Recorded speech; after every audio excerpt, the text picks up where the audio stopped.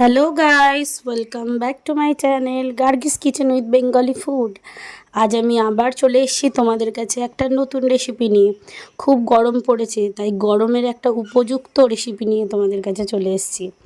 দেখো, ফার্স্টে ছোট ছোট রুই মাছ আমি গাদা পেটি মিশিয়ে পিসগুলো নিয়েছি, ভালো করে ভেজে তুলে রাখলাম। এবার কড়াইয়ে তেল দিয়েছি, তাতে অল্প নুন আর হলুদ দিয়ে কেটে রাখা পটলগুলো ভেজে দিচ্ছি। উল্টে পাল্টে লাল লাল করে ভেজে নিচ্ছি। তোমাদের রেসিপিটাই তো বলা হলো না, গরমের উপযুক্ত পাতলা মাছের ঝোল পটল দিয়ে। দেখো, পটলগুলো ভাজা হয়ে গেছে, তুলে নিচ্ছি একটা একটা করে।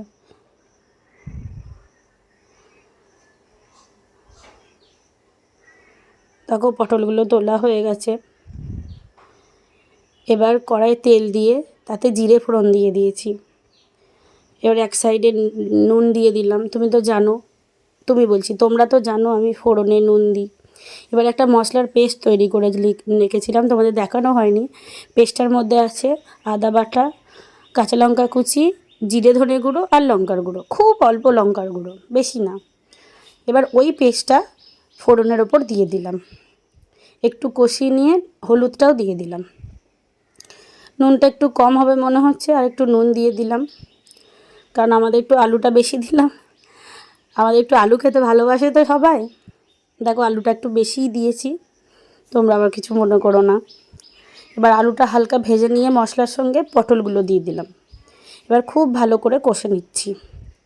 দেখো, কষা হয়ে গেছে, মশলাটা থেকে তেল ছেড়ে দিয়েছে। এবার পরিমাণ মতো জল দিয়ে দিচ্ছি। জলটা একটু বেশিই দিতে হবে, কারণ পাতলা মাছের ঝোল, জলটা একটু বেশিই দিয়েছি। দেখো, ঝোলটা ফুটে গেছে। এবার ভেজে রাখা মাছগুলো দিয়ে দিলাম। দেখো, ঝোলটা প্রায় হয়েই এসছে। তাহলে চলো, আমার ভিডিওটা যদি ভালো লেগে থাকে তাহলে চ্যানেলটিকে সাবস্ক্রাইব করে দেবে, ফেসবুক থেকে দেখে থাকলে ফলো করে দেবে।